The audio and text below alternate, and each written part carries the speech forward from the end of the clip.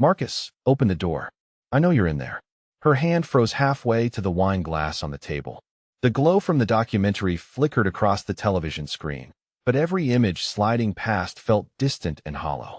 Sarah's body went rigid, and a familiar coldness, sharp as ice, slipped down her spine. The kind of cold she once believed she had left behind forever. The knocking came again, harder this time, more violent. You can't ignore me forever. She should call the police. That was what the restraining order existed for. Her lawyer had emphasized it during their last meeting. If Marcus showed up again, call immediately. But her phone was in the kitchen, and to reach the kitchen, she would have to walk past the front door. Her legs felt bolted to the floor, unable to move, as if gravity inside the apartment had suddenly doubled just to keep her standing there, trembling. I see your car outside. Don't pretend you're not home. His voice sharpened into anger, hissing through his teeth like a wounded snake. After everything I've done for you, owe me an explanation. A low, steady voice rose from behind the sofa, making her jolt. How long has he been doing this? Sarah spun around, her heart thundering. She had almost forgotten someone else was in the room. Vincent Romano was still seated exactly where she had invited him less than 5 minutes ago, looking neither surprised nor unsettled. He sat comfortably in her tiny living room as though he belonged there. And in a way, he did. He owned the building. He was the one who had knocked on her door to discuss upgrades to the security system for the entire complex. And now he was staring at the front door with an expression she could not read, his posture utterly still, in a way that made her feel he was far more dangerous when he wasn't moving. It's the 4th time this month, she whispered, her voice raw. I have a restraining order, but he keeps finding a way. She didn't finish before a heavy kick slammed against the door. Marcus was raging outside. You think you're better than this? You think you can throw away 3 years like garbage? 3 years. 3 years of fear, of soft but ruthless threats. 3 years of becoming a shadow of herself. Always apologizing, always shrinking. Words carved into her memory like a dull blade. I didn't mean it. You just drive me crazy. No one will ever love you like I do. She had left him 6 months ago. There were still days she couldn't believe she had managed it. Vincent stood. He moved like water, fluid yet powerful. And in an instant, he was beside her, close enough that she felt the solid, intimidating presence of him. Stay here, he said softly, without a tremor. Mr. Romano, you don't have to. But he was already walking toward the door. Sarah's breath caught. She wanted to stop him, wanted to insist this wasn't his problem, that she could handle it. But the truth was she couldn't. For 6 months, she had tried to be strong, tried to pretend it was over. Yet Marcus kept coming back, and the police never seemed to make a difference. Vincent slid the lock open with a decisive motion and pulled the door wide. Marcus froze mid-swing, shocked by the sudden opening. His eyes were glassy, his breath thick with alcohol, his shirt wrinkled, his tie crooked. He was clearly drunk and furious. Who the hell are you? He snarled, face flushed. I live here, Vincent replied lightly, as if they were chatting over coffee. A lie, of course. But Marcus didn't know that. Bullshit. Sarah lives alone. I want to talk to my girlfriend. Your ex-girlfriend, Sarah said from behind Vincent, her voice shaking. We broke up 6 months ago. Marcus spotted her over Vincent's shoulder, his face twisting with anger and wounded pride. Baby, come on. Don't be dramatic. We always work things out. We can fix this like always. There's nothing left to fix, she said, forcing herself to stand steady, even as every cell in her body begged her to step back. You need to leave. You're violating the order. That stupid piece of paper. Marcus laughed bitterly. You think that'll stop me after everything I did for you? Vincent's voice didn't get louder, but it dropped several degrees colder. Is that what you call showing up at a woman's home after she's repeatedly asked you to stay away? Caring. Marcus finally began to notice that the man in front of him wasn't budging, and Vincent was at least a head taller, his solid build impossible to miss, even beneath a simple black shirt. The alcoholic bravado in Marcus's posture began to deflate. This is between me and Sarah, he muttered, stepping back half a pace. No, Vincent said, eyes locked on him. It's not anymore. If you're listening to this and something in the story stirs a feeling inside you, take a moment to subscribe to our channel, like and share the video so we can continue bringing heartfelt stories every day. And if you don't mind, may I ask where you're watching from? Leave a comment below. and tell us which corner of the world this story has reached. We cherish every message you share. Vincent still didn't move, didn't blink. He filled the doorway entirely. A living wall of flesh and bone stronger than any lock Sarah had ever installed. Marcus's eyes darted, his throat working as he tried to swallow, his mind clearly weighing whether to keep pushing or retreat like he had before. Sarah could see the tension in his face, the anger, the hatred, and beneath it an unfamiliar uncertainty. He clenched his jaw. What are you to her? The new boyfriend.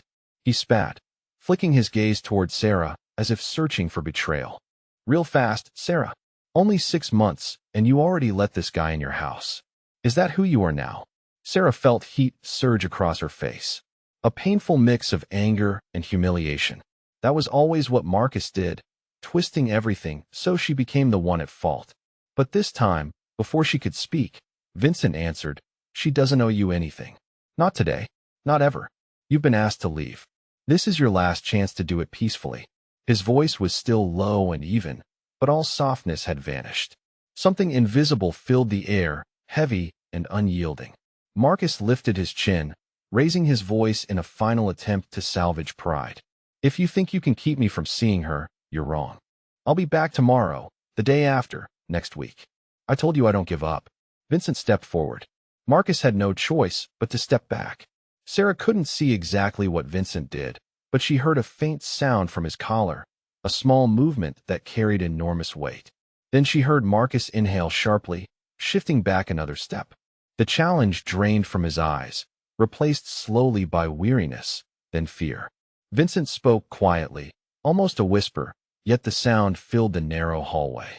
Do you know who I am? Marcus's eyebrows nodded as he tried to look unimpressed, but his body betrayed him with a small flinch. He said nothing, silence stretching until he finally squinted, studying Vincent more closely, as though noticing something he had missed. Sarah stood frozen, her heartbeat pounding in her ears. She didn't know what Vincent had said, didn't know what influence he carried, but she saw Marcus's face change. The flesh faded to ash, his lips trembled. Oh God, I didn't know. Vincent didn't step back. Now you do. And I'll say this only once. You will forget this address, her number, even her name. You will not show up at her job. You will not reach out to her friends or family. If you appear anywhere near her again, I won't need the police. Marcus stammered. Are you threatening me? Vincent corrected, his eyes like cooled steel. I'm explaining the situation to you very clearly, very politely. The choice is yours. A moment of absolute silence followed where the only sound Sarah could hear was her own pulse. Then Marcus nodded like a caught thief. I understand. I'm leaving. I'm sorry. I didn't. Vincent cut in, stepping back and closing the door with a firm motion. Sarah heard frantic footsteps racing down the hall, then the stairwell door crashing open and shut, and then nothing.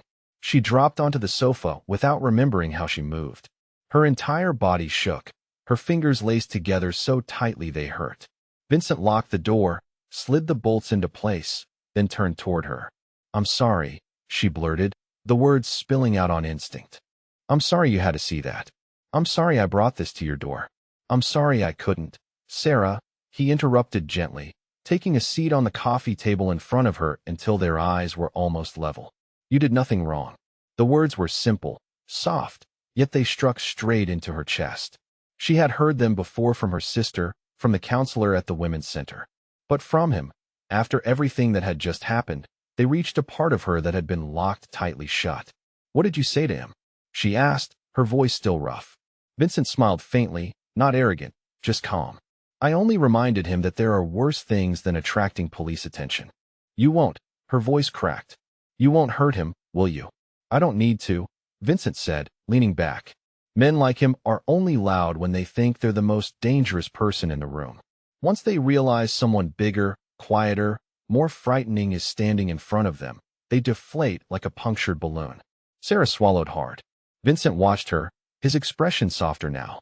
I'm not a violent man, he said, but I am someone who protects what's mine. He paused, then added, this building, the people in it, and now you.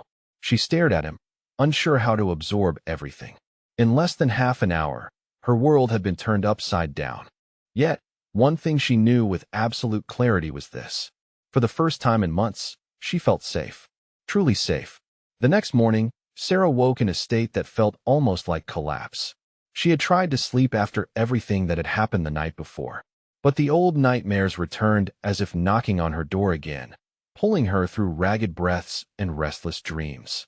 And she lay still for a few minutes, staring at the ceiling as she tried to steady herself, repeating silently that she was still here, still safe, that Marcus could not come back after facing Vincent, whispering it to herself like a fragile incantation.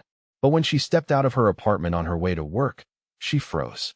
A sleek black SUV was parked right in front of the building, and a man stood beside it, tall, broad-shouldered, dressed in a dark suit with neatly trimmed salt and pepper hair, and he took one step forward when he saw her.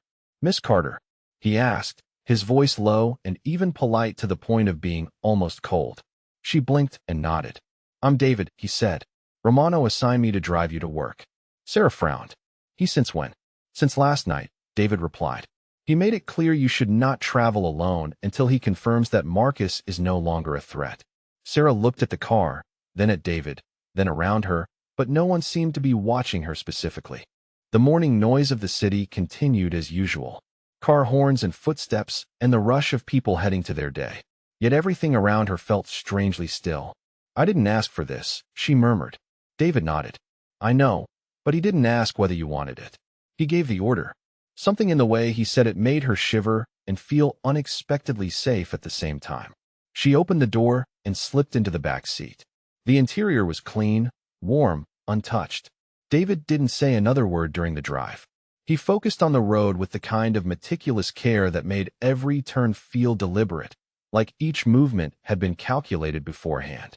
When the car stopped in front of her office building, he turned and handed her a small card with a phone number. "If you need anything during your shift, call. I'll be waiting until you're done." She looked at the card, then at him, and managed to whisper a thank you. David nodded again and returned to the driver's seat. Sarah walked into the office, her mind still unable to make sense of everything. She worked but hardly focused, her thoughts circling the same question over and over. Why was Vincent doing all of this for her? They had only just met. He was the landlord. He had no reason to assign a driver, upgrade her security, or confront a man like Marcus. She checked her phone. No new messages. And yet, something warm and unnameable settled quietly inside her. Not fear, not anxiety, but a kind of surprised comfort.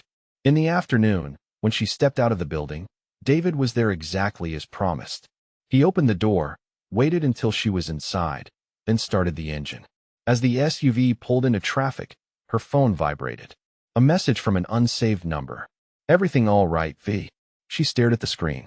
That single letter V made her heart miss a beat. "I'm okay." A bit overwhelmed, but in one piece. "Thank you." A moment later, another message appeared. "Tonight, I'll have someone start installing a private alarm system in your apartment, and I think we should talk. This evening. If you agree." Sarah stared at the words as the SUV glided through the streets of Portland. For the first time in months, she wasn't curled up on a bus seat, listening for footsteps behind her. Instead, a quiet man was driving her home, and another man was trying to make the world less frightening for her. And she didn't know why, but a large part of her, the part that still believed in good things, wanted to believe that maybe this time things could be different.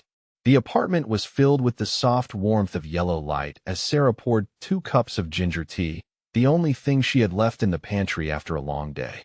Vincent sat on the sofa, not folding his arms, not leaning back tensely, simply existing in the room with her.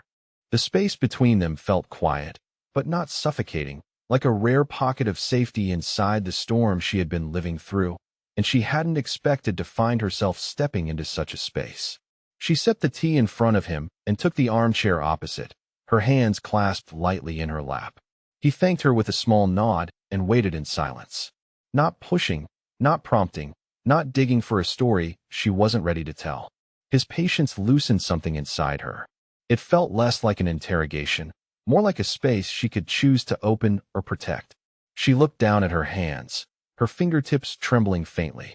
"I used to think I was smarter than this," she began in a voice so small it nearly vanished beneath the soft ticking of the heater. "I used to think I would never become the kind of woman who lives in fear." Vincent didn't interrupt. His gaze stayed steady, not invasive, Not dismissive, just quietly present enough for her to know he was listening. Marcus wasn't terrible, at least not at first. He was sweet, charming. When I met him, I had just moved to Portland and didn't know anyone. He took me out to dinner, picked me up after work, remembered my mother's birthday, even though he had never met her. She let out a faint, brittle laugh. The sound of old memories rubbing against scars. Things started changing after about 6 months. Not obviously, not violently, just little comments. You're wearing that dress. Too revealing. Your friends don't care about you the way you think. Why didn't you answer my message right away? She looked up, meeting Vincent's eyes for the first time since she began. Do you know that feeling when someone starts choking you without using their hands? Just with their words. Vincent didn't answer immediately, but he nodded slowly, as if to say he not only understood, but had watched someone he cared for endure something similar. Perhaps in his own family, perhaps in a life he didn't talk about. Sarah drew a long, shaky breath. At first, I thought I just needed to try harder, that if I didn't make him angry, everything would be fine. I started texting him constant updates. I cut back on overtime because he hated waiting. I stopped seeing my friends. He said he only needed me, and I stupidly believed it. Her voice tightened. Vincent didn't move closer. He didn't reach for her. He understood that sometimes space was the only thing holding a person together after he smashed my phone because I got a call from a male coworker. I started hiding everything. I thought if my friends didn't know, they wouldn't be dragged into it. I thought I could endure a little longer. That as long as he didn't hit me, I was still okay. She let out another quiet, aching laugh. It sounds foolish, doesn't it? Setting a boundary just to lie to myself that it hasn't been crossed. Vincent tilted his head slightly, his voice warm yet firm. No, not foolish. That's survival. Sarah froze, then burst into tears. Not loud, just silent streams slipping down her face as if they had been waiting years for permission to fall. Vincent said nothing. He simply waited. After a few minutes, she wiped her cheeks. I wrote the request for a restraining order during a sleepless night. I asked my sister to come with me because I was too afraid to go to the police station alone. He didn't hit me. I had no bruises. I was terrified they wouldn't believe me. But they did. They helped me. I left my old apartment, changed my number, switched jobs. I thought I was free. She exhaled and gave a small sad smile until I saw his car parked outside this building. Vincent set his tea down, his gaze no longer silent, but filled with something deep and unmistakable. A kind of respect that didn't need to be spoken aloud. You did what not everyone has the strength to do, he said. You left, Sarah looked at him, but he still came back. That's not your fault, Vincent replied. I know, she whispered, her voice feather-light. I've been told that so many times by my therapist, by my sister, by my lawyer. But today, hearing it from you after everything that happened, I think for the first time, I believe it. Vincent smiled. Not a smile of triumph. Not pity, but the quiet expression of someone who understood that sometimes the simplest words spoken at the right moment could become the anchor to a drifting soul. I don't want to be anyone's burden, Sarah said, touching the rim of her cooled tea. But it feels like I'm pulling you into all of this too deeply. Vincent shook his head slow and deliberate. You're not pulling me anywhere. I stepped in on my own. She bit her lip, her eyes turning red again. But this time it was from relief, from the realization that maybe she wasn't a burden at all, but someone worthy of being beside another human being without hiding, without shrinking, without bowing her head ever again. Sarah stepped out of the elevator and stopped cold at the sight before her. On the wide rooftop, paved with gray stone, were tables draped in white linens, glass lanterns casting a soft golden glow, and in the distance the shimmering night skyline of Portland stretched across the horizon, the air scented with jasmine and the faint warmth of wood smoke, making her feel as though she had stepped into another world far removed from the chaos, fear, and wounds she had only begun to reveal the night before.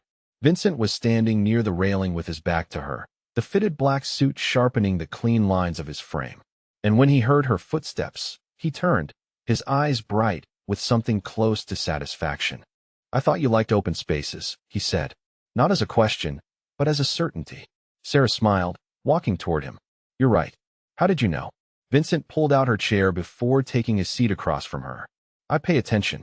Those two simple words spoken in his low, warm voice made her heartbeat stagger for a moment. A man who noticed not to control, not to monitor, but because he wanted to understand her. The food arrived, simple yet elegant Italian dishes, and red wine filled their glasses. Sarah didn't ask the price, though she was sure the place wasn't cheap, and she told herself she should allow the evening to be what it was, a small reward after a long season of running. "Where were you born?" Vincent asked as he cut into his steak. "Minnesota," Sarah replied. "A small town, snow every winter. Nothing ever changed. I thought it was home until I left." "And your parents?" "My mother died when I was 13. My father didn't really know how to raise a daughter. Thank God for my sister. She's like a mother and a best friend in one." Vincent nodded, letting her guide the pace of the conversation. Sarah looked at him. "What about you? Your background sounds mysterious." Vincent lifted an eyebrow, set his fork down, and turned his wine glass slowly between his fingers as if thumbing through something buried deep. "I was born and raised here on the east side of the city back when it was mostly ruins. My father was a powerful man, but not in a way one would be proud of. He did business with people no one should ever deal with. By the time I was 16, I knew how to launder money, how to keep silent, and how a person could disappear over saying the wrong sentence." Sarah stayed quiet. Vincent wasn't boasting or dramatizing. He recounted his past as something inseparable from who he had become, a foundation he had been forced to rebuild, brick by brick. "I didn't want to follow in his footsteps. But you can't shed everything overnight. I started buying old buildings, fixing them, renting them. I figured that if I owned even a small part of the city, I could make that part safer." He looked at her. "Like your building." Sarah felt her chest tighten, not in fear, but in understanding. Vincent wasn't simply a successful man. He was someone who had navigated darkness, someone who had risen out of the worst parts of a world that had nearly swallowed him. And instead of letting it shape him into something cruel, he shaped what he could into something safer. "I think," she whispered, "what you're doing is admirable. Not everyone is strong enough to walk away from the path laid out for them." Vincent smiled, imperfect, but sincere. "I'm not stronger than anyone else, Sarah. I just know I don't want to live in fear, and I don't want the people around me to live in it either." They fell into a quiet that settled gently between them, while the city lights flickered like falling stars in the distance. And for the first time in weeks, Sarah leaned back in her chair and felt herself begin to relax. She didn't know what lay ahead, but in this moment here with this man, she knew she had taken her first step out of the shadows. And perhaps the light wasn't as far away as she once believed. After dinner, Vincent led Sarah up one more level through a narrow iron staircase behind a small door a server opened only for them. And when the metal door to the upper rooftop swung open, she gasped softly. The entire city stretched beneath them, glittering like an embroidered tapestry of lights with no tables, no voices, only strands of tiny bulbs lining the railing, and a few neatly trimmed potted plants.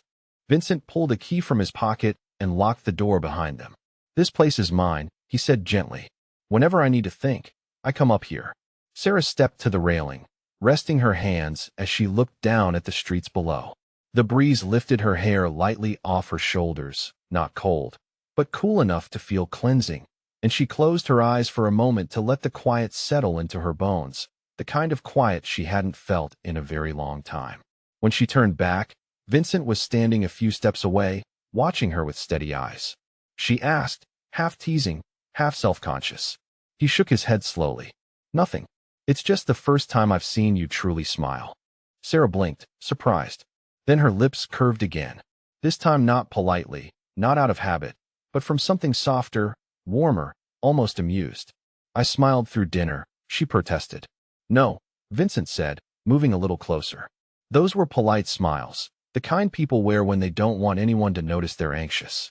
But now you're smiling like you're exactly where you're meant to be." Sarah didn't answer because he was right. She hadn't realized it, but her entire body felt lighter, as if fear and tension and vigilance were slowly dissolving under the soft glow of the lights and his calm presence. "Maybe I forgot to be afraid," she said, her eyes drifting back toward the low buildings in the distance. "This feeling is strange, but it's nice. I want you to feel it more often." He stood beside her, close enough that his warmth brushed her shoulder. "Not because of me, but for your own sake."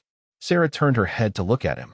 The upward glow from the railing lights carved gentle angles along his cheekbones, deepened the shadows of his eyes, but there was nothing cold in them. "You know," She murmured.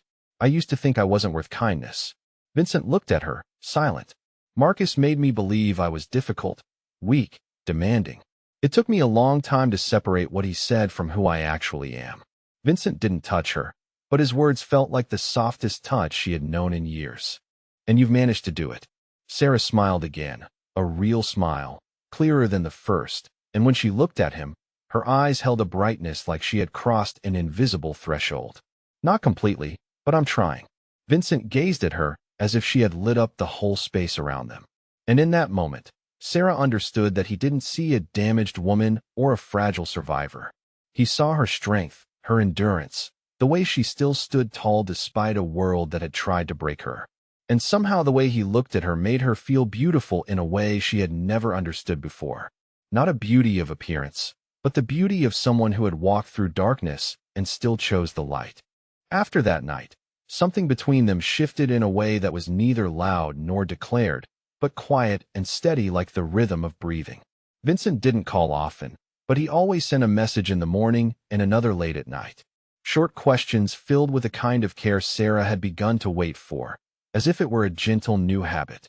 And though they never labeled what they were or gave their connection a name, whenever David came to pick her up, he always asked about both their schedules as though it were the most natural thing in the world. Some afternoons they walked together around the neighborhood, stopping at a tiny shop that sold warm cookies, or sitting silently on a park bench, watching children run through the grass. No one mentioned the word love. No one reached for the other's hand. Yet the way Vincent looked at her when she talked about her childhood, and the way Sarah laughed when he grimaced at overly bitter coffee, said far more than any confession could. And the Prosec was not distance created by fear, but the respectful patience of two people who understood that whatever was forming in the quiet required time, not urgency. Vincent did not push. Sarah did not retreat. They simply walked beside each other, close enough to feel the presence of the other, far enough that each remained themselves. And in that quiet, a deeper thing began to take shape. Nameless, unforced, the unmistakable sense that if one day they stepped closer, neither would turn away. That morning, Sarah arrived at the office as usual, carrying her large cup of coffee and the familiar calm that had begun settling in her chest. She was sleeping better, breathing easier, and when she looked in the mirror, her eyes no longer carried the heavy exhaustion they once did. But peace is sometimes only a thin layer of fog, and it dissipates quickly. Around 10 o'clock, she was sitting in a meeting with the accounting team when an assistant rushed in, pale and shaken, stammering that a man was waiting at reception, insisting on seeing her. And Sarah felt a cold ripple down her spine at the description. Tall, short hair, wrinkled shirt, restless eyes, and a harsh tone. She didn't need any more details to know it was Marcus. Her heart thumped painfully as she stepped out of the meeting room. He was standing there in the lobby of the 14th floor, taller than she remembered, but noticeably worn down. And he turned the moment he saw her, forcing a stretched, familiar smile she had seen 100 times. You didn't answer my messages. I just want to talk. Before she could react, a low voice sounded behind him. She doesn't want to talk. Marcus spun around. David stood there, calm, but with eyes sharp as blades. The dark suit and discreet earpiece making him look less like a driver and more like a seasoned bodyguard. And he stepped forward, placing himself squarely between Marcus and Sarah. You're causing a disturbance in this building. Leave now, or I'll call security and the police. Marcus stared, then barked a laugh, harsh and ugly. Who the hell do you think you are? She's my ex. We have things to settle. Sarah is nothing to you anymore, and your business ended long ago. David didn't raise his voice.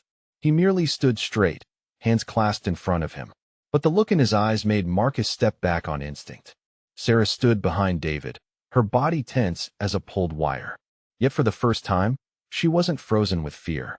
She looked at Marcus with no panic, only exhaustion. You have no right to be here. I told you to stop. I have a restraining order, and if you continue, I will let the law intervene again. Marcus opened his mouth, ready to argue, but then his gaze shifted to David, then to the employees, beginning to gather and watch, and perhaps for the first time, he realized he had no power left, not over Sarah, not in this place. Without a word, he turned and walked away. Long strides unsteady. David didn't chase him or speak. Again, He merely watched until the elevator doors closed. And when they did, Sarah felt her knees loosen. David turned to her, his voice gentle. I've already informed Mr. He's in a meeting, but we'll call you as soon as he's done. Sarah nodded, her eyes still on the elevator. She knew this wasn't the end. Yet today, she had not been the woman who shrank under the weight of an old shadow. She had stood straight, spoken clearly, and for the first time, she had been the one to push Marcus out of her space. It felt strange and right. When Sarah stepped into the quiet cafe near downtown, Vincent was already seated in the far corner, away from noise and attention, wearing not his usual suit, but a dark rolled-sleeve shirt, a half-empty cup of coffee in his hand. He stood immediately when he saw her, pulling out her chair with the kind of instinct that came from habit, and his face softened when he realized she was unharmed. Are you all right? He asked, his voice low and warm. She nodded, trying to smile, though her emotions were still tangled. He came to my office, she said. But David handled it. If he hadn't been there, she didn't finish. But Vincent understood. He tightened his fingers around his cup, his eyes darkening for a moment. He has no boundaries left. That means I need to act. Something in his tone made her pause. What did you do? Vincent was silent for a moment before lifting his gaze to hers. I had someone look into his finances.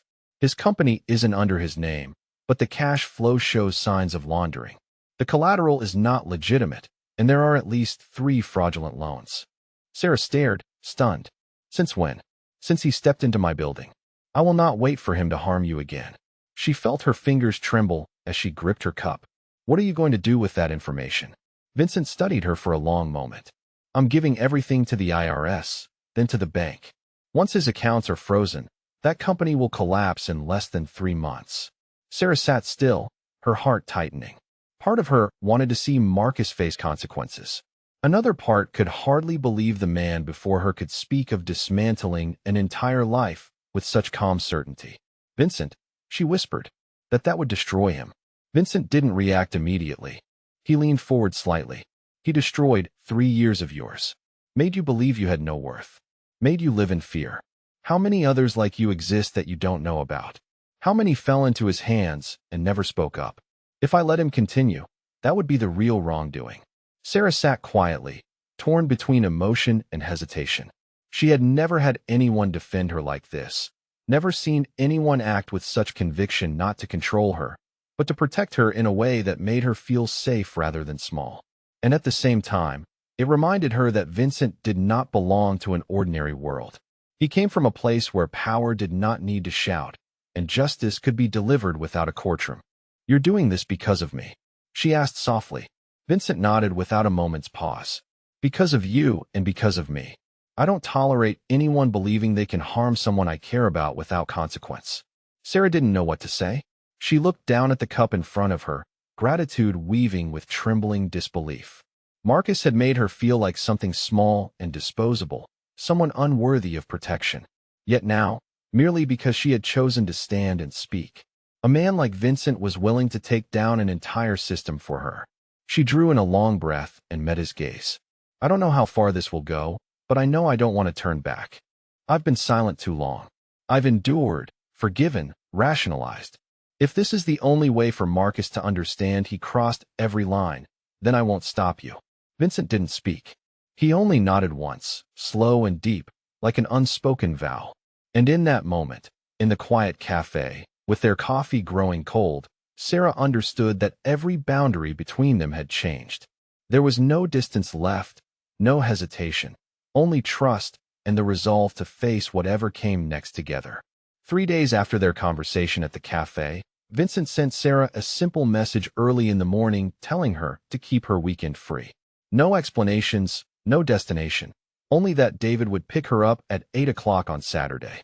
Sarah hesitated for a few minutes before typing her agreement. When she stepped out of her building, the air was still cool and the pavement covered in a thin layer of morning mist.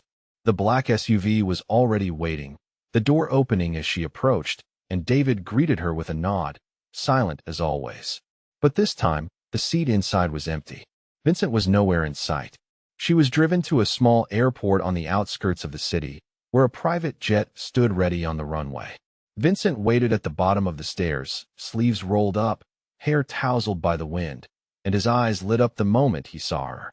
She let out a soft laugh at the strange, almost surreal sense of escape. He said nothing until they were seated in the cabin and the plane lifted off, Portland shrinking into a distant blur. "Where are we going?" she asked, her voice half curious, half anxious. "Somewhere quiet," he replied. "You need to get away from all of it." "And so do I." After nearly an hour of flying, the jet landed at a tiny airfield near the mountains of southern Oregon. A rugged vehicle waited for them, and Vincent drove through winding forest roads bordered by towering pines and autumn red leaves cascading like a living painting. Eventually, they reached a secluded wooden cabin nestled deep in the trees, the only sounds the wind and the distant calls of forest birds. Sarah stood in the small clearing, breathing in the crisp air, and understood suddenly that Vincent had been right. She needed this more than she ever realized. They cooked together, ate dinner in the glow of the fireplace, and for the first time, they spoke of nothing related to Marcus, nothing about the past, only small things. Sarah told him she once wanted to be a photographer because her mother always carried an old film camera and captured every quiet moment of life. Vincent admitted he once thought he would become a chef if his life had not veered down the path his father carved. "You can still take pictures," he said when she confessed she had abandoned that dream. "You can start again anytime." Something in the way he said it, so certain, so trusting, made her look at him a little longer. Not because of the advice, but because he believed in her even when she struggled to believe in herself.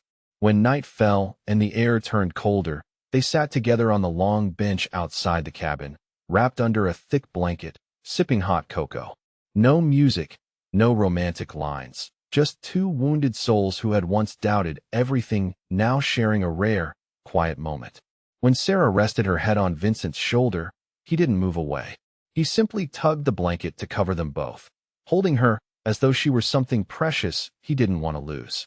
In the slow rise and fall of their breathing, Sarah realized she wasn't afraid anymore. Not of Marcus, not of the past, and most miraculously, not of the future. Because for the first time in her life, it wasn't a dark, endless void, but a road slowly filling with light. A road she no longer had to walk alone. The mountain night was so still that she could hear the soft crackle of the fire in the stove and the faint rustle of leaves falling onto the cabin roof. After their simple dinner and long conversation, Sarah washed her hands in warm water and stepped out of the bathroom, wearing the soft sweater and loose cotton pants Vincent had set out for her. She felt strangely unburdened, lying down without carrying any fear with her, no sudden knocking, no shadow stalking her mind, only the gentle glow of a lamp and the light scent of wood lingering in the air. Vincent stood near the large bed by the window, his eyes on her, but his body still not approaching. He had changed into a t-shirt and sweatpants, his hair slightly messy, hands tucked in his pockets, looking unexpectedly domestic. He asked quietly if she would be comfortable with him sleeping in the room that night on the other side of the bed without touching her, without expecting anything, only to be present. Sarah looked at him for a few seconds, then nodded. There was nothing in his eyes that felt demanding or presumptuous. If anything, the fact that he asked made her feel more respected than she ever had before. They got under the blanket from opposite sides, the bed wide enough to keep a small space between them. She turned her back toward him, but her body no longer tensed the way it once did when someone shared the room. Instead, she listened to the steady rhythm of his breathing, her pulse gradually slowing to match it. After a long, quiet stretch, she whispered, "Are you still awake?" "Yes," he replied softly. "Thank you for bringing me here." She couldn't see his smile, but she heard it in his warm response. "You deserve peace." They said nothing else, only the faint tapping of wind against the window and the soft rustle of blankets when one of them shifted. Then, slowly, as if afraid to break the fragile calm, Sarah reached a hand behind her, searching for him. Vincent said nothing as he wrapped his fingers around hers. Not gripping, not pulling, simply holding, letting her know he was there. In that hand, she felt something she had never known before. Not hurried passion, not ownership or demand, but quiet, unwavering presence. Wrapped in that warmth, Sarah drifted into the first deep sleep she had in years. The next morning, gentle sunlight seeped through the thin curtains draped over the warm wooden room. Sarah woke still in Vincent's arms, her head resting against his chest, his breath steady, his hand still holding hers exactly as it had through the night. She did not want to move. In that moment, there was no fear, no darkness, only silence, and the astonishing feeling of being cared for. Later, as they sat at the small table with hot coffee and slightly burnt slices of toast, Vincent placed his hand on the table and spoke in a low, steady voice. He knew it might be soon, he said, but he didn't want to keep living in two separate worlds. He wanted to wake up every morning seeing her and go to sleep every night knowing she was safe. Then he asked if she would move in with him. Sarah froze, her heart briefly stopping, not because of shock, but because deep inside she had wanted this too, though she never dared name it. She looked into his eyes and saw not a temporary promise, but a place she could return to. She smiled, slow but sure. I want to. In that moment, nothing more was needed. No gifts, no declarations, no fireworks. Only two people who had once been broken, choosing to trust each other and beginning to call one place home. That afternoon, the sky was thick with clouds, and Sarah sat on the balcony of her new apartment, a book in her hand, though her eyes hadn't moved across a single line. Her mind was full of the past few days. So much peace that it almost frightened her. Not because she doubted Vincent, but because she feared something might steal this feeling away. As if summoned by that uneasy intuition, her phone vibrated just as a gust of wind flipped through the pages. The caller ID showed David. His voice was no longer steady as usual, but strained. Breath quickened as though he were holding himself together. Vincent was attacked. He's in the hospital. She didn't ask a single question. She grabbed her coat, phone, keys, and ran down the stairs as if nothing else in the world mattered. The road to the hospital felt longer than it ever had, each minute stretching painfully in her trembling hands. Her heart pounded. Images of Vincent lying lifeless flashing through her mind, even though she didn't yet know what had happened. David met her at the emergency entrance, his expression grave, his eyes tight with worry, though not panicked. He led her to the waiting room, explaining as they walked. He was ambushed, leaving a parking garage after a private meeting. Two men, one with a knife. Vincent fought them off, but was badly injured in the shoulder and head. The doctors are working on him. Sarah felt her face go cold, as if all the blood in her body had drained away. She sat heavily in a chair, her hands clasped so tightly her nails dug into her skin until it broke. Though she didn't notice, she didn't cry. No tears came, only a widening emptiness inside her chest, as though losing him would shatter her entire world. David sat beside her in silence, offering neither platitudes nor false comfort. He understood that in moments like this, silence was the deepest form of respect for the fear strangling her heart. Nearly an hour passed, an hour that felt like an entire lifetime before the emergency room doors opened, and a doctor in a green gown stepped out, removed his mask, looked around, and called her name. Sarah jumped to her feet and hurried to him. He's not in life-threatening danger, the doctor said, but he needs shoulder surgery because the cut is deep and he has a mild head injury. Fortunately, he was brought in quickly. He's being monitored closely. She nodded over and over, clutching her chest as if holding her own heartbeat together. She asked if she could see him, and the doctor guided her toward the recovery room. When she walked in, she saw Vincent lying there, eyes closed, skin pale, white bandages wrapped around his forehead and right shoulder, but he was breathing. He was still here. She moved to his bedside, sat down, and touched his cold fingers gently. "I'm here," she whispered, tears finally spilling, falling silently onto the back of his hand. "I'm not going anywhere, Vincent. So, you're not allowed to go anywhere either." She stayed there for hours, unmoving, uncaring of time or anything else.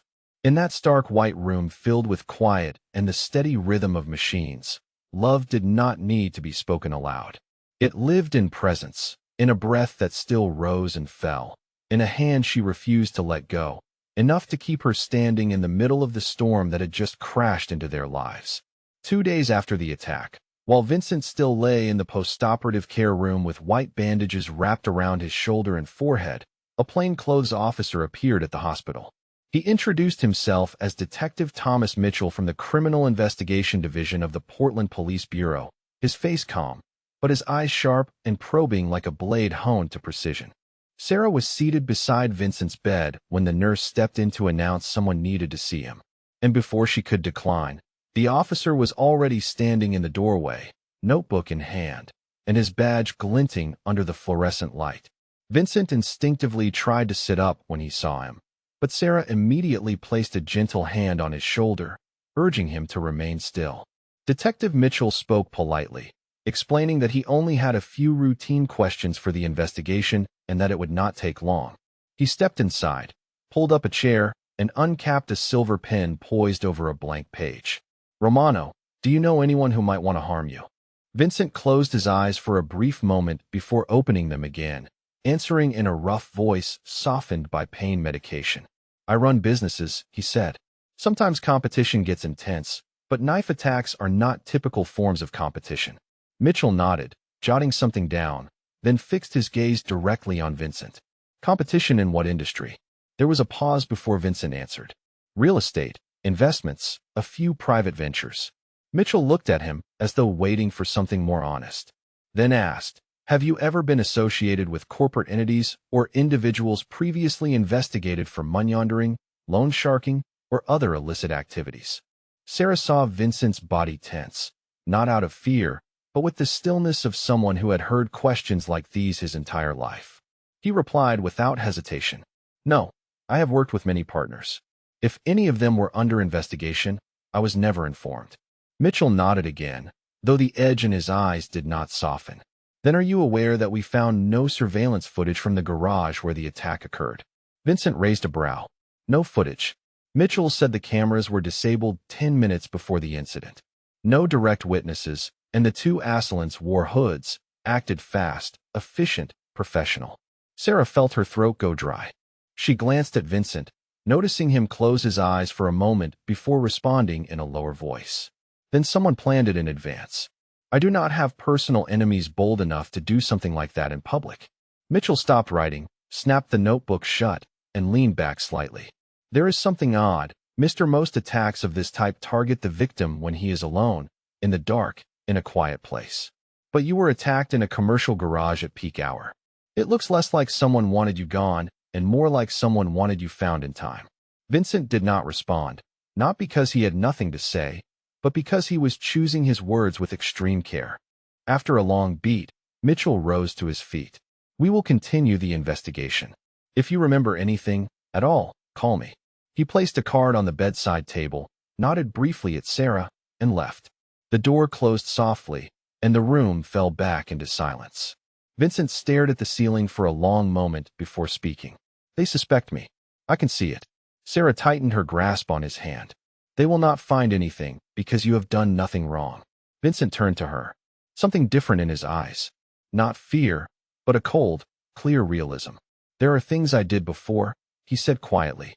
"Things that leave no evidence, but cannot be erased from how people see me. I have crossed lines, Sarah, but I am trying to live differently now." She did not release his hand. "I know, and they will see that too. But if there is anything you have not told me, tell me now." Vincent was silent for several seconds, then nodded slowly. She knew the moment was coming, and it would not be easy, but she also knew that whatever truth emerged, their love now required not only trust, but courage. That evening, when Vincent was finally able to sit up and take a few spoonfuls of soup, Sarah sat beside him, folding his napkin quietly. The hospital room hushed, except for the steady beeping of the heart monitor. She spoke no words, only waited. He watched her for a long moment, then released a deep, weighted breath, as though the thing he was about to reveal had lived in his chest for years. He once believed he would never need to speak of it, that burying the past deeply enough would keep it from touching the present. But he had been wrong. Vincent began to speak in a low voice, steady, unflinching, without excuses. His father had been an Italian immigrant, a cold-blooded man who called himself a businessman. Though everyone in the Southern District knew he orchestrated what happened behind the curtain, gambling, protection rackets, smuggling, and sometimes even the price of a human life. Vincent grew up in that world with no real choice. At 15, he was sent to collect debts. At 17, he witnessed his first beating so brutal the man's face was unrecognizable. Vincent never laid a hand on anyone, but he stayed silent. He had learned to live with that silence as part of his reality. Then his mother died in a car accident no one ever investigated. Vincent knew she had not been the target. Only collateral damage in a dispute between his father and another family within the same system. After her death, he began distancing himself, searching quietly for a way out. But such a world does not release people willingly. Under the guise of real estate projects, Vincent began laundering money for his father, learning how to establish shell companies, how to use the law as a shield. But inside, he despised what he was becoming. One night, after a mistake in paperwork forced an innocent man to lose his home, Vincent stood before the mirror and no longer recognized his reflection. He knew if he stayed, he would become his father's perfect replica. So he severed ties. He discreetly sold his shares, transferred certain assets to people unconnected to the organization. He did not flee, nor did he betray anyone. He simply stepped out of that life, leaving no trace. It angered several people, but he was luckier than most because he knew the rules, and he knew how to keep quiet. He spent the following years living legitimately, with only faint shadows lingering in his financial history. Shadows no one would see unless they dug deep. When Marcus began moving into his market, Vincent recognized the type instantly dangerous, not because he was powerful, but because he believed himself untouchable, the same delusion his father once had. Sarah sat motionless, her hands clasped painfully tight in her lap. Vincent turned toward her, no longer shielding his eyes. "You have the right to walk away," he said. "I will not stop you, and I will not blame you if you cannot accept this, but I want you to know I am not my father. I chose another path, and I walk it every day." Sarah stared at him for a long breath, held silence, then stood, moved to the edge of his bed, sat beside him, and took his hand. "I do not need someone perfect," she whispered, her voice trembling. "I just need someone who faces their darkness and chooses to leave it behind. You did that, and I believe you." Vincent squeezed her hand gently, saying nothing. In the dim light and the sound of rain tapping against the hospital window, a new chapter between them quietly began, built not on sweet promises, but on truth, courage, and the kind of forgiveness only real love can offer. After the night, Vincent revealed everything. Sarah did not sleep. She sat in the corner of the hospital room, her face lit by the monitor's glow, her eyes deep and fiercely awake. She was not afraid of his past, nor of his confession. What tightened in her chest was not fear, but the cold, familiar sensation of losing control that she had once lived under for years, with a man like Marcus, always reacting, always shrinking to survive. But not this time. She would not run again. She would not let the man she loved be hurt, nor allow his past to become a weapon others could use to manipulate the present. When morning came and Vincent opened his eyes, she was sitting at the small table with her laptop open and a notebook filled with handwritten plans. He stared at her startled as she ended a phone call with a calmness that felt practiced. "I spoke with your lawyer," Sarah said when she hung up. "I need you to give me all your financial files on Marcus, everything you gathered. And I need your head of security to meet me today." Vincent pushed himself upright, his eyes narrowing. "What are you planning?" Sarah turned toward him, and the look she gave him was not that of the frightened woman who once froze outside her own apartment door. "I am planning to protect us. Not by running, by confronting this. I will take everything to the tax authorities, and I want a civil attorney working in parallel. If necessary, I will testify. I will sign whatever is needed. I have nothing left to lose, Vincent, and I will not sit back and watch someone else pay the price for me." Vincent was silent.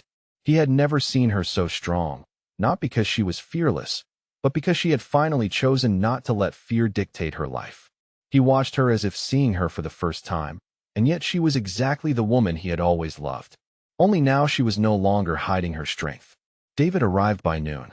Sarah laid out every step she needed taken, asking him to contact two former financial investigators Vincent had once worked with. She wanted every document reviewed, every detail prepared, so that once submitted, nothing could be dismissed. Vincent watched her with growing awe. Each instruction, each decision, each piece of resolve she put on the table, stunned and quietly proud. He had once believed he would have to protect her forever. Yet today, she was the one standing between him and the world, fighting for him in ways no one else ever had. And in his heart, something unfolded slowly, like sunlight after rain. She was not only the woman he loved, she was the woman he could trust with everything he was. When night fell, Sarah sat again at his bedside, exhausted yet unwavering. "I do not know where this will lead," she whispered, "but I know that if we do nothing, the past will always return. I lived in fear once. Now I choose to stand. And I am not going anywhere." Vincent took her hand and held it tightly, his eyes damp, though no tears fell. In that moment, they were no longer two people fleeing their histories. They were a team, facing whatever came next together. The meeting was arranged on a gray afternoon inside an old warehouse by the river that had once served as a transit point for the organization in years past. Vincent still could not drive on his own, so David brought them both. But it was Sarah who stepped out first, standing tall, her expression steady and without hesitation. The man waiting inside was Antonio, one of the last remaining links of the old network, once close to Vincent's father, and someone who knew exactly what Vincent had done and what he had refused to do. Antonio stood with his arms crossed, a look of half-mocking, half-guarded surprise flickering across his face at the sight of a woman entering ahead of Vincent. But Sarah did not lower her gaze. She placed a folder on the dusty wooden table and opened it, revealing paperwork, financial statements, photographs, and the names of associates connected to Marcus, along with the financial ties between him and one of the shell companies still operating under the remnants of the old organization. "If you do not want to be dragged into the financial scandal the FBI is watching," she said calmly, "then this is your chance to cut loose. Marcus is rotting the system from the inside, using the old network for his personal gain. And now there is proof." Antonio glanced at Vincent, as if waiting for confirmation. Vincent gave a slight nod. "It is the truth. And if you do not want the entire organization to go down with him, then let us handle him legally. But if you still think you can control him, then be prepared to drown with him when the IRS and state investigators come in at the same time." Sarah held his gaze without blinking, her voice so steady it seemed she had been born for this moment. A long silence followed. Then Antonio exhaled a humorless chuckle and gave a slow nod. "Fine, we will withdraw, but if there is anything off in this, it will be the last time you ever walk into a place like this." Sarah said nothing. She simply closed the folder, turned, and walked out toward the sunlight where Vincent was waiting. When the metal door slammed shut behind them, Vincent took her hand without a word. He did not need to speak because in his eyes she had not only saved him, she had ended the shadow that had followed both of them from the past. The moment Vincent was cleared to leave, the hospital arrived on a morning threaded with soft sunlight, brightening a room that had grown too accustomed to dimness and the hum of machines. Sarah stood beside the bed, gripping the discharge papers, her smile unable to hide how long she had been waiting for this day. Vincent still wore a bandage across his shoulder, moved slowly and cautiously, but the sharp alive spark had returned to his eyes. On the drive back, none of them spoke. Even David kept silent, sensing there was something quietly reborn between the two of them that required no grand words. When they reached the apartment, Sarah opened the door and let Vincent step inside first. He paused in the middle of the familiar living room, the place that had once been a hideout, the place Marcus had shattered with pounding fists, the place Vincent had quietly sat that first night so she would not feel alone. Now the apartment was no longer a shelter. It was a beginning. Vincent turned to her, and for the first time after everything, he spoke without any guardedness. "I want this to be our real home. No other place, no conditions, just you." Sarah smiled, stepped forward, and wrapped her arms around him. The embrace, gentle yet firm, warm, full of promise. The weeks that followed passed quietly. They rearranged furniture, discarded what no longer mattered, hung new photos, changed the curtains. Sarah began taking pictures again, her first time since college. Vincent helped her build a tiny darkroom in the spare room, drilling hooks, installing red lights with his own hands. She was surprised by his patience, and when she asked, he only shrugged and said that if you were choosing to live again, then I want to start over too. Vincent's physical wounds healed faster than either expected, but the unseen wounds required the real care. Some nights he jolted awake, sweat dampening his temples, haunted by nightmares he could not name. Sarah never asked. She simply held him close, whispering until his breathing steadied. And on certain mornings, she stared blankly into her coffee, pulled back into the long years of Marcus's manipulation. He simply guided her hand to his chest, letting her rest her palm over the steady beat of his heart. I am here. You are here. And slowly, day by day, they rebuilt. Not with milestones or grand declarations, but through the quiet, steady work of two people who had chosen trust, forgiveness, and love again. They did not need the past to disappear, only for it to stop steering the future. And in that ordinary life, simple and unremarkable on the surface, they discovered the thing they had never believed they would ever find again: genuine peace. The news of Sarah's pregnancy arrived on a May morning, sunlight spilling across the kitchen as she stood, staring at the two faint lines on the test. For a very long time, she did not cry or shout. She simply placed a hand against her stomach where nothing could yet be seen, but where a strange certainty whispered that everything was about to change. Vincent walked in a few minutes later, fastening the last button on his shirt, his eyes scanning her face before stopping completely. He did not ask. He stepped toward her and gently laid his hand over hers. She nodded. His response was a slow smile, small, steady, warm enough to tighten her throat. They stood there in silence, holding a moment too sacred for words. A week later, as Vincent was about to drive her to her first prenatal appointment, David called, his voice lower than usual. Marcus had been released from jail a few days earlier for a charge unrelated to her, but it appeared he was trying to make contact again. A former employee of Marcus's had been arrested for leaking data, and in the deposition, Marcus had blamed all of his failures on Sarah. Vincent tightened his grip on the phone, eyes darkening, not with rage this time, but with a colder, more decisive clarity. He looked at Sarah sitting on the sofa, her hand resting protectively on her stomach, her expression calm, steady. She said, "If he comes back, I am not running. But I want this to end cleanly, properly." Vincent nodded without argument. The next day, Marcus showed up in the parking lot of an old office building where Sarah once worked. What he did not expect was to find David waiting with two security men in black suits. David walked forward, an envelope in hand. Inside were the final documents tied to Marcus, the complete buyout of his remaining assets, the debts Vincent had already handled through his attorneys, all exchanged for a single condition. Marcus would leave Oregon and never contact Sarah again. If he violated that agreement, every piece of evidence linking him to the old organization, the evidence Vincent and Sarah now held, would go straight to federal authorities. Marcus looked at David, then at the two silent guards behind him, his face slack not in acceptance, but because he knew there was no way out this time. No one threatened him, but everyone present was ready to close this chapter once and for all. He took the envelope, turned, and walked away without a word. Sarah watched from a distance through the car window, her hand gripping Vincent's. She felt no satisfaction, no sudden relief, only the quiet sensation of a long, painful chapter gently turning its final page. That night, they sat together on the bed, Vincent's hand resting on her stomach, where their new life grew quietly day by day. She leaned against his shoulder and whispered that if it was a girl, she wanted their daughter to know her mother had once been afraid, but had learned to stand. Vincent smiled softly and murmured that he wanted their child to know her father had once lived in darkness, but chose to step out so he could see the light with the woman he loved. Their story was not ending, but the most painful pages had finally been folded away. Ahead lay a different life waiting to be written. A life with no shadows chasing them, only love, trust, and the tiny heartbeat that had become their greatest hope.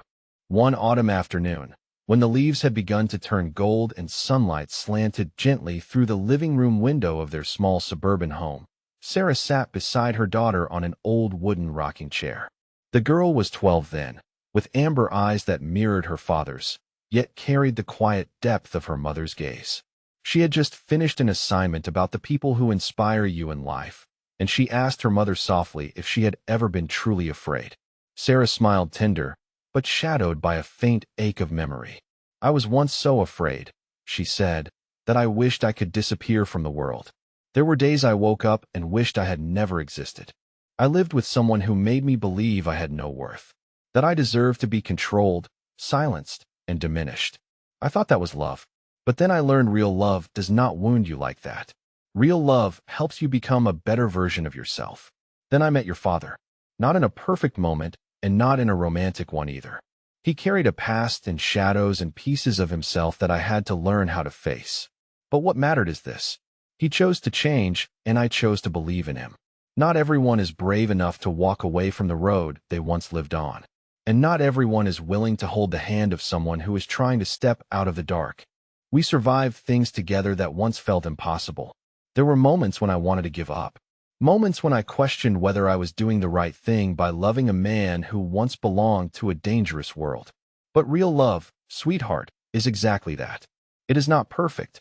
It is not glamorous, but it is steady and forgiving. I want you to know that courage does not mean the absence of fear. Courage is what happens when you keep walking even while you are afraid. When you protect the people you love, even though your heart feels fragile.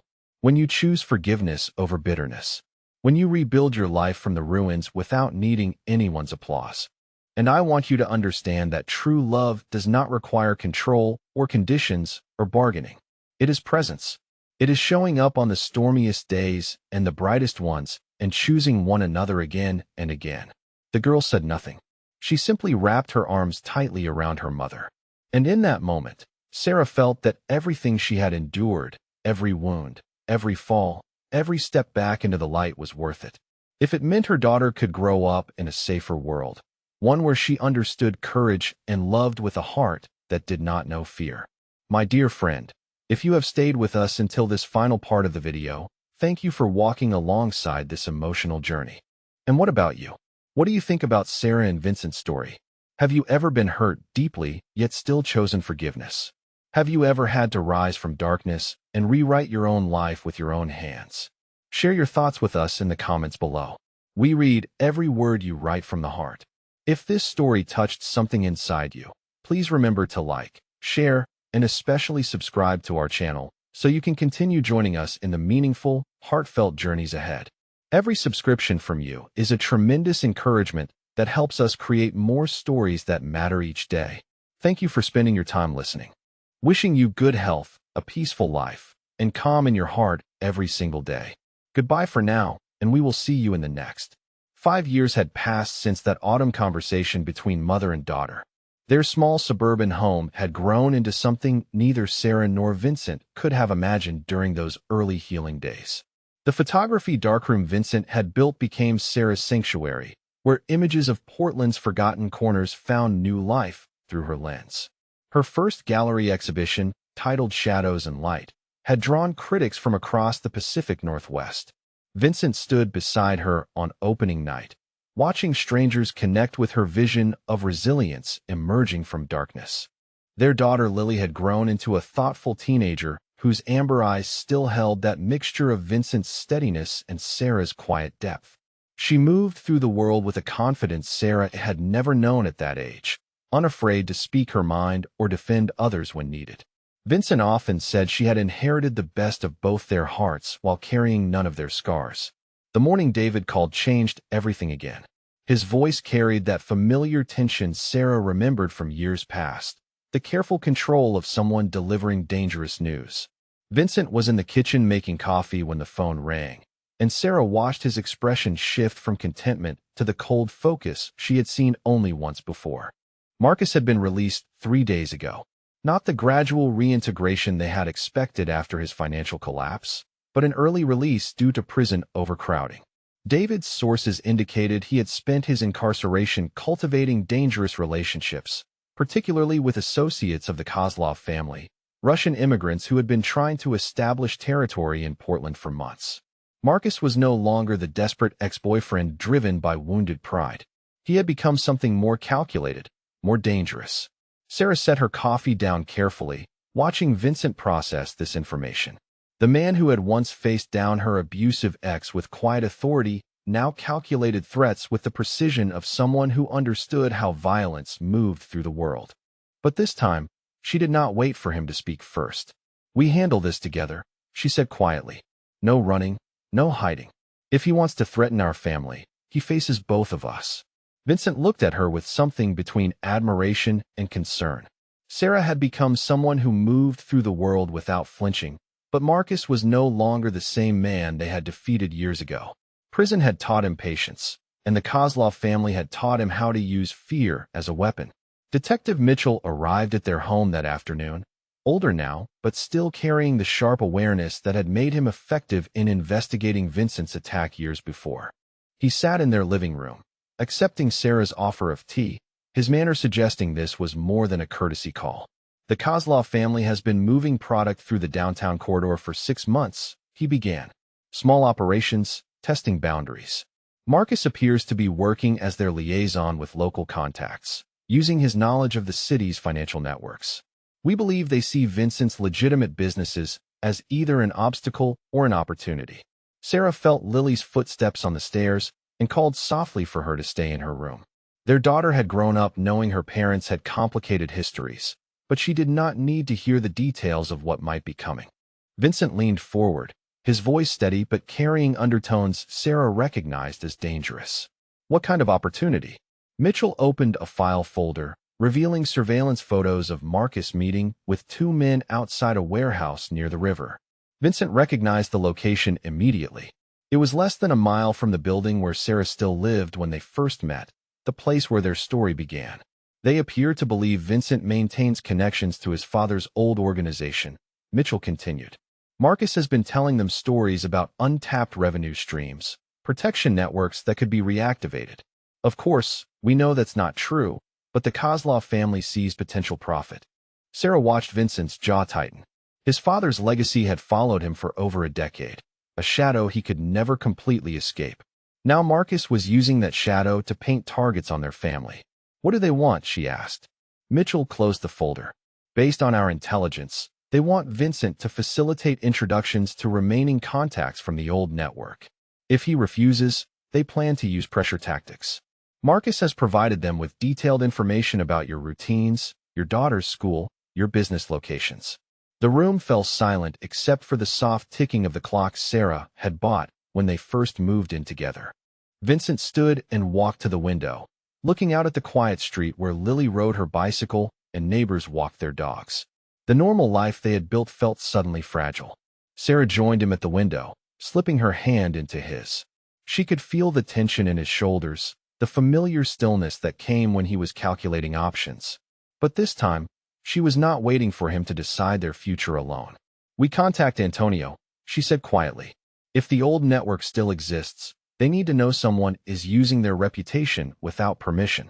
And we make sure Lily is protected. Vincent turned to look at her, surprised by her directness. 5 years of building a life together had taught Sarah to think strategically about threats rather than simply survive them.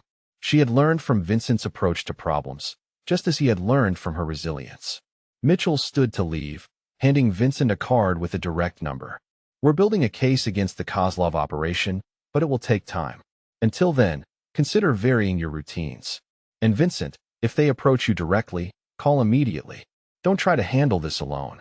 After Mitchell left, Sarah and Vincent sat together on the sofa where he had first comforted her years ago.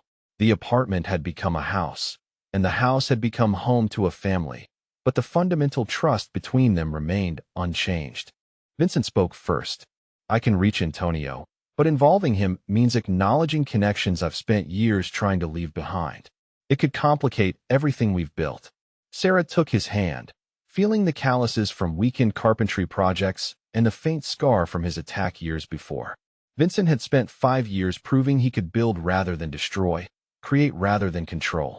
But sometimes the past demanded acknowledgement before it could be put to rest permanently. Our daughter deserves to grow up without looking over her shoulder, Sarah said. If that means you have one difficult conversation with your past, then that's what we do. But this time, you're not protecting me from the truth. We make decisions together. Vincent nodded slowly. The man who had once carried his burdens alone had learned to trust his wife's strength. Tomorrow, he would make the call that could end Marcus's threat permanently. But tonight, they would hold each other and remember that love was not about avoiding danger, but facing it together. The meeting took place in the same warehouse where Sarah had once confronted Antonio about Marcus's connections to the old financial networks. But this time, Vincent was the one who spoke while Sarah listened, learning how her husband navigated the delicate politics of a world he had left behind but never fully escaped. Antonio had aged in the years since their last meeting, his hair completely gray now, his movements more careful. But his eyes still held the sharp awareness of someone who had survived by reading the intentions of dangerous men. He listened to Vincent's explanation without interruption, occasionally nodding as details confirmed what his own sources had already told him. The Kozlov family overestimated their welcome in this city, Antonio said finally. They believe Portland is territory they can simply claim through violence and intimidation. They are mistaken. Sarah watched her husband navigate this conversation with the same patient precision he brought to their family decisions. Vincent was not asking for protection, but offering information. He understood that Antonio's interests aligned with theirs, that neither wanted Russian criminals using Italian-American networks as cover for their operations. Marcus will disappear, Antonio continued. Not violently, but completely. He will understand that his usefulness to the Kozlov family has become a liability. Men like him survive by being valuable, but when they become dangerous to their protectors, they become expendable. 3 days later, David reported that Marcus had failed to appear for a scheduled meeting with his Russian contacts. Security cameras showed him leaving his apartment with a single suitcase, driving toward the interstate. By evening, his car had been found abandoned near the California border. Marcus had vanished as thoroughly as if he had never existed. The Kozlov family's Portland operation collapsed within a week. Without Marcus's local knowledge and financial connections, they could not navigate the city's established networks. Federal investigators found their abandoned warehouses filled with evidence of drug trafficking, money laundering, and immigration fraud. Several arrests followed, but the men Marcus had been working with had already fled back to cities where they understood the territory better. Detective Mitchell called to inform them that the immediate threat had ended. Marcus's disappearance meant he could no longer provide intelligence to criminal organizations, and his former associates no longer saw value in targeting Vincent's family. The case was effectively closed. Sarah and Vincent never discussed exactly what Antonio had done to convince Marcus to disappear. Some knowledge was better left unspoken, some prices better left unpaid. They had protected their family and preserved their future without compromising the principles that had guided their marriage. On Lily's 16th birthday, Sarah gave her daughter a camera identical to the one her own mother had carried decades before. They spent the afternoon walking through downtown Portland, teaching Lily to see the city through a photographer's eyes. Vincent followed at a distance, carrying equipment and watching his wife pass her passion to their daughter. That evening, as they celebrated with cake and candles in their kitchen, Sarah realized their story had found its proper ending. Not the dramatic confrontation she had once feared, but the quiet triumph of a family that had learned to face threats together. Vincent had used his past to protect their future, then set it aside permanently. The shadows that had followed them for years had finally dissolved in the light of ordinary happiness. Lily blew out her candles and made a wish she did not share, but Sarah and Vincent both knew what she was hoping for. The same thing they had wished for throughout their marriage, the gift they had given her without her ever knowing how much it had cost them. A life free from fear, where love meant safety rather than danger, where tomorrow was something to anticipate rather than dread. As they cleaned up after the party, Vincent washing dishes while Sarah wrapped leftover cake, they moved with the comfortable rhythm of partners who had learned to build a life together one small decision at a time. Outside their kitchen window, Portland glittered in the distance, a city where they had found each other and learned that redemption was possible for anyone brave enough to choose love over fear. Their story was finally complete, not because nothing would ever threaten them again, but because they had learned to face whatever came next together. And in the end, that was all the security anyone could hope for in a world where the past never disappeared completely, but love could make it bearable.